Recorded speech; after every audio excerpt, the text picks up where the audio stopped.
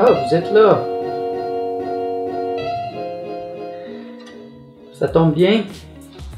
J'ai fait un rêve cette nuit que j'aimerais bien vous raconter. Voici mon setup pour écrire mes rêves. Donc j'ai une petite lumière et j'ai mon petit calepin.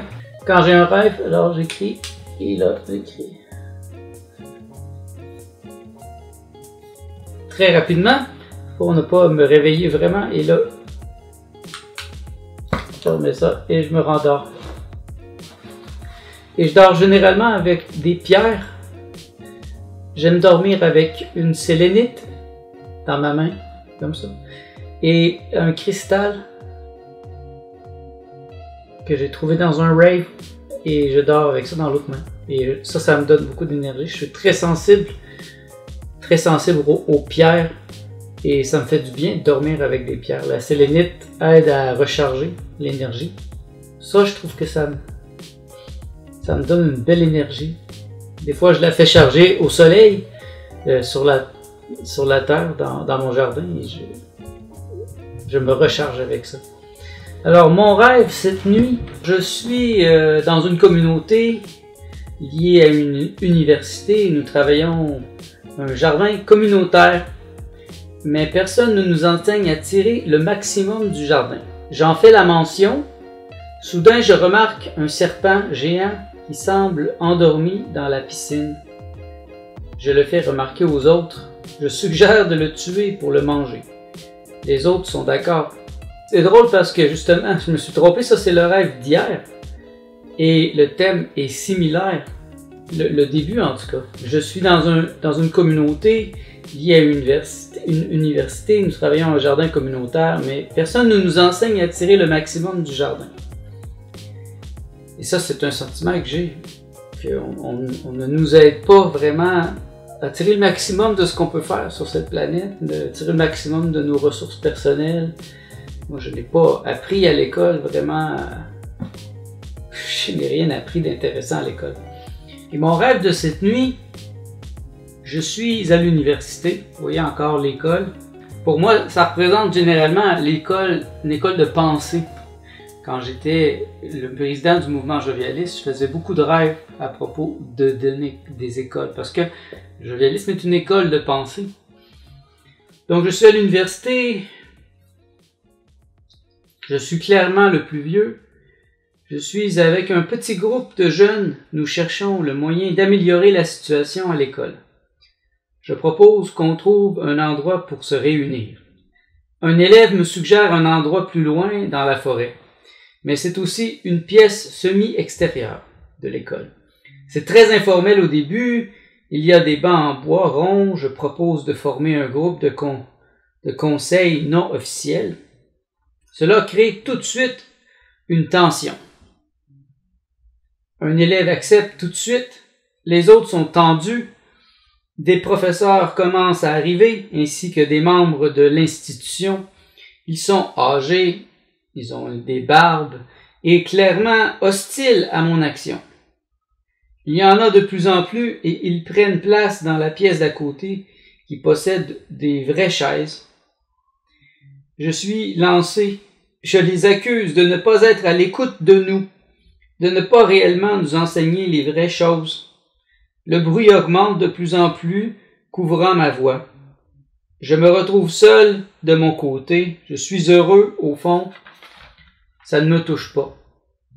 Je sais que c'est ainsi, justement parce que j'ai raison et que je suis dangereux. Sinon, il ne serait pas là. Je décide de partir. Je ne me sens pas vaincu, au contraire. Je n'ai aucune attente.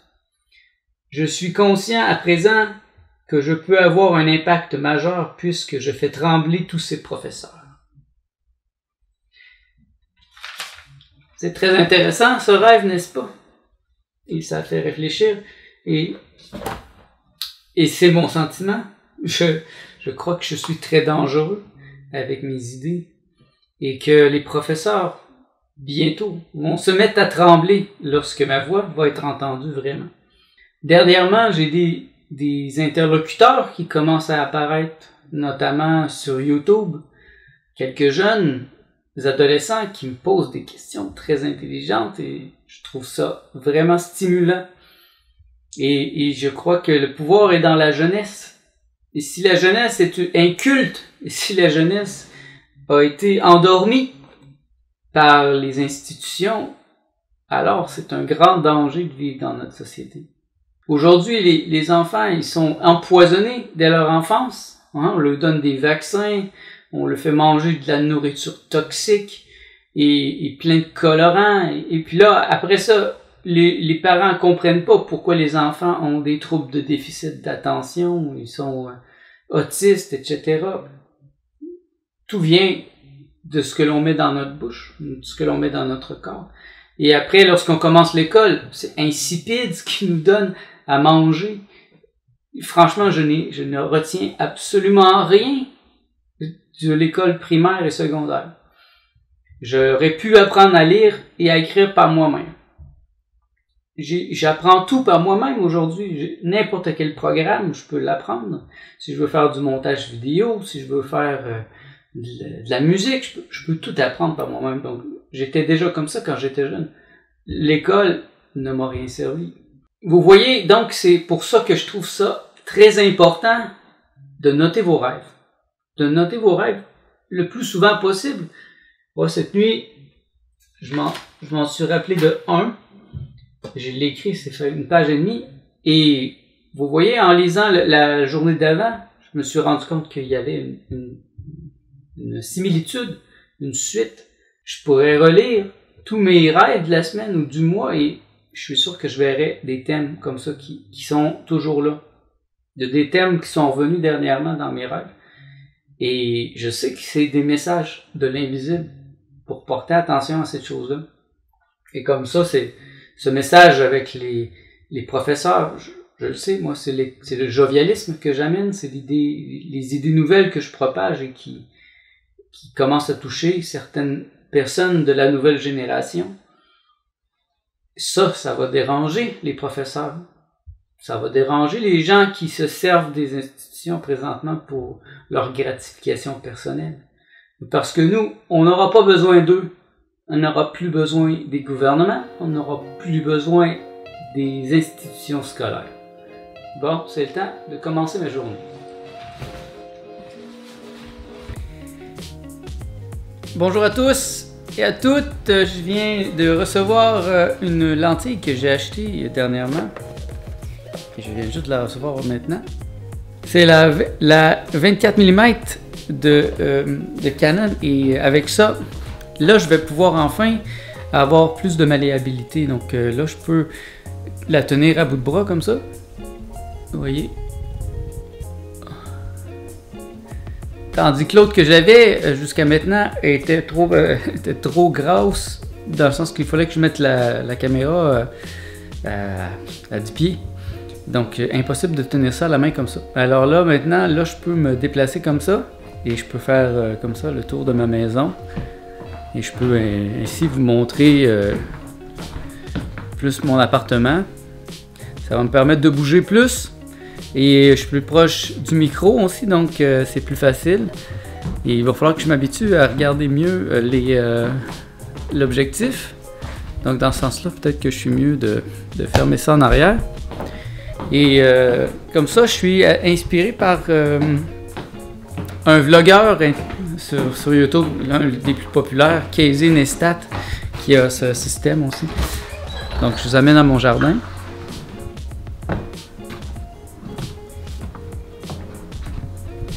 L'avantage de cette lentille, c'est l'autofocus. Ça focus très rapidement sur les objets qu'on lui met devant.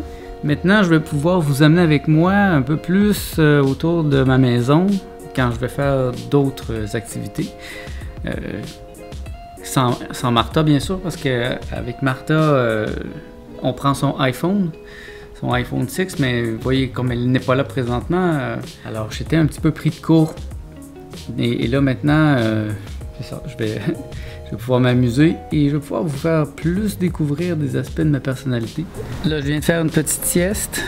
Il est 2h30 de l'après-midi. Je me sens un peu fatigué présentement. Je crois qu'on a mangé quelque chose qui n'était pas très bon vendredi soir, moi et Martha, parce qu'on n'a pas été très fort samedi. Et on a eu la diarrhée. Et moi, ça continue encore. Donc, présentement, je mange presque rien. Je fais surtout au jus. J'ai décidé de prendre de toute façon une période où j'allais boire surtout des jus et avec un repas par jour. Le repas, c'est le soir quand Martha arrive. Et comme vous voyez ici, j'ai tellement d'herbes présentement, des petites fines herbes. Ça serait stupide, à mon avis, de les perdre. Donc, je vais attendre. Cet automne pour faire un jeûne juste au jus. J'ai été inspiré dernièrement par un film qui s'appelle Fat, Sick and Nearly Dead. Et c'est ça, le gars il fait un reboot de 30 jours. Alors c'est ce que j'aimerais faire. Pas un jeûne à l'eau comme j'ai fait au mois de mai cette année, parce que c'est plutôt difficile, mais un jeûne au jus. Pendant 30 jours, je prendrais juste des jus. Martha est intéressée aussi. Et donc, d'une part, je pourrais maigrir un peu. Et d'autre part, ça a un effet incroyable sur le système digestif et sur le corps en entier. Donc, c'est quelque chose que j'ai le goût de faire cette année. Et puis, peut-être qu'on pourra le faire à plusieurs. Maintenant que je vais connecter avec vous sur YouTube presque à chaque jour. Pour le souper ce soir, je vais nous faire une petite recette toute simple de pesto au basilic. Donc c'est très simple. Je vais prendre de l'huile d'avocat. Je vais mettre du basilic que j'ai cueilli dans mon jardin tantôt. Donc, il est tout frais, il est vivant. Je vais mettre aussi des pignons biologiques, pine nuts, que j'ai acheté chez Costco. Alors j'en mets une poignée. Donc je vais en mettre plusieurs poignées. Mettons 3. Pour ajouter un peu de goût salé, moi j'aime ajouter du miso. Ça ajoute aussi des probiotiques. C'est très bon pour la digestion. Ça commence à prédigérer ça. Je vais en mettre à peu près comme ça. Je vais mettre la moitié d'une goutte d'ail parce que Martha n'aime pas beaucoup l'ail, elle ne digère pas bien, donc je vais commencer par ça. J'ai mis ça dans ça qui vient avec mon blender Ninja.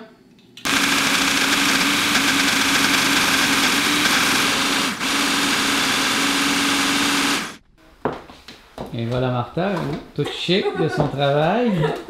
Très belle aujourd'hui. Merci. Je suis en train de faire un pesto. Un pesto? Pour notre souper. Notre souper, que rico. Alors, pour accompagner ce pesto, Martha, elle va prendre des vraies pâtes. Et moi, je vais me faire des fausses pâtes, des pâtes avec une spiraleuse. La spiraleuse est très simple. Il suffit de mettre le légume comme ça. Et hop.